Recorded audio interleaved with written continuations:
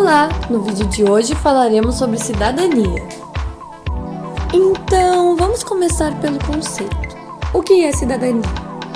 Cidadania é um conjunto de direitos e deveres que um indivíduo tem em uma sociedade, ou melhor dizendo, em um estado.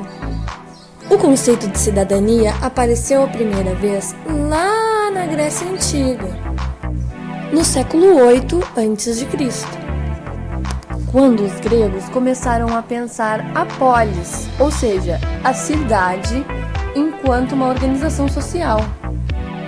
Mas naquele momento histórico, o conceito se referia a uma pequena parcela da população que poderia usufruir desses direitos e deveres com a vida pública.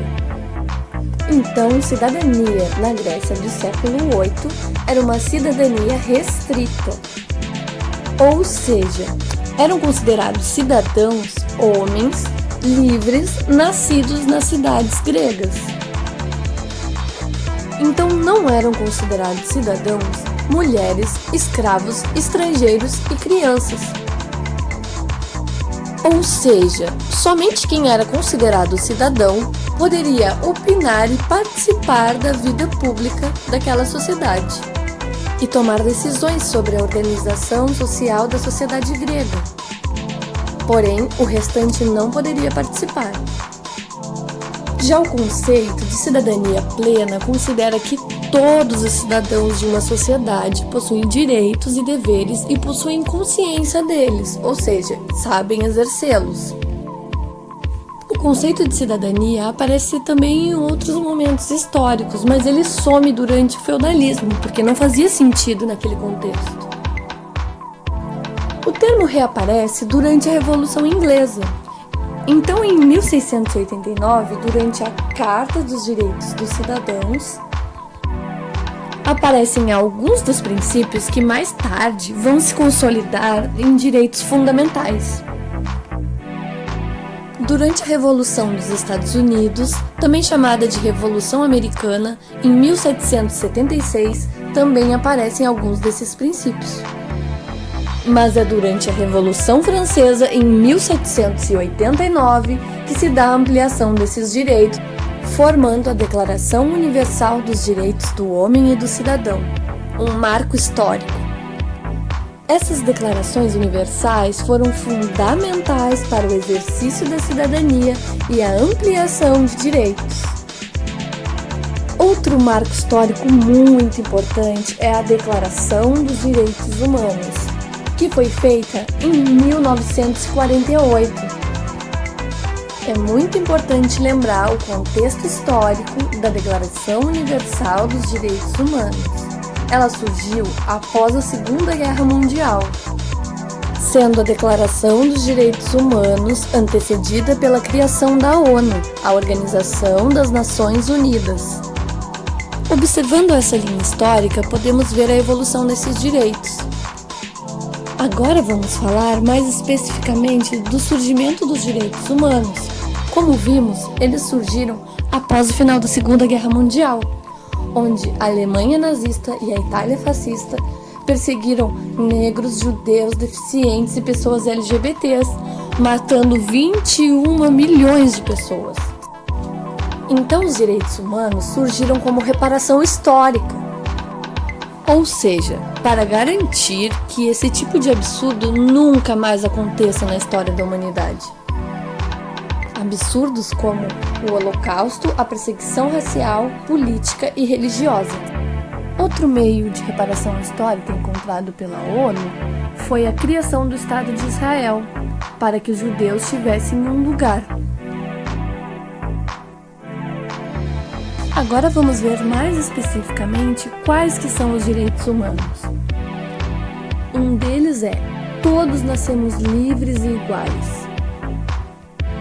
Todos temos direito à vida.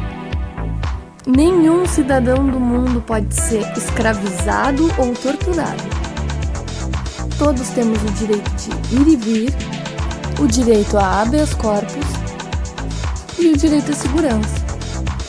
Além disso, ninguém pode ser discriminado por cor, raça, etnia, sexo. Mas será que todos os lugares do mundo cumprem esses direitos? Alguns exemplos são os países que aplicam a pena de morte, países que aplicam a tortura e as prisões injustas.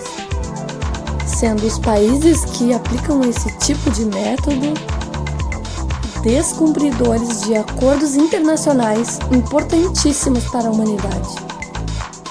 No Brasil, durante a ditadura militar, houveram violações desses direitos humanos, contabilizando 434 mortes registradas e 20 mil pessoas torturadas.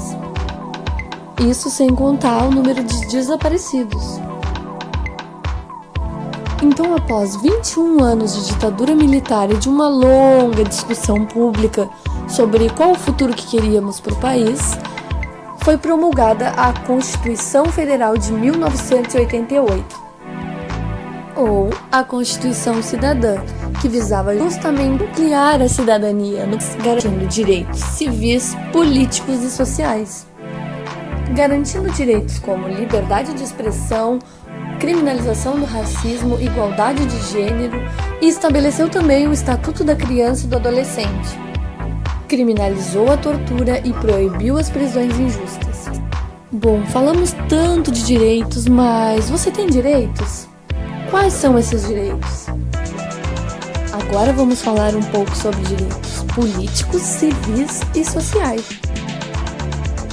Os direitos políticos, Então, a partir da Constituição de 88, qualquer cidadão brasileiro pode votar e ser votado. Isso se chama sufrágio universal. Também temos o direito à participação política, que não é restrito apenas à participação eleitoral. Podemos também nos reunir, fazer assembleias. Os direitos civis dizem respeito às liberdades individuais. Como a liberdade religiosa, a liberdade de expressão, o direito de ir e vir, o direito a habeas corpus e o direito de protestar. E os direitos sociais?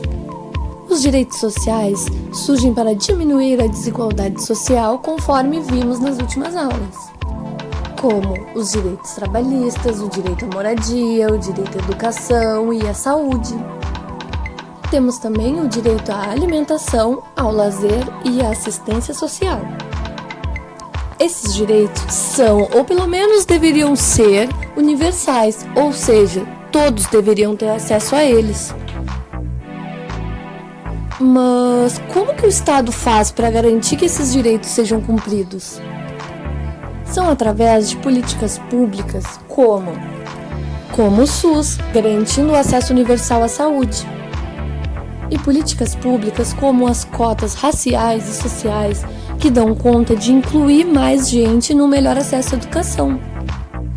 Outro exemplo é o acesso ao lazer, com ciclovias, o acesso à alimentação através da Bolsa Família ou do auxílio emergencial. Mas, se o Estado não garantir esses direitos, o que nós, como cidadãs e cidadãos, podemos fazer? Enquanto moradores de um bairro, de comunidades, podemos nos associar em associações de moradores ou podemos nos organizar coletivamente de outras formas.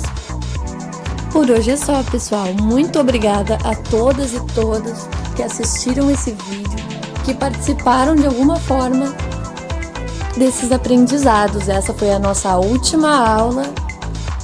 Eu espero que tenham gostado. Para mim foi um prazer. Tchau, tchau!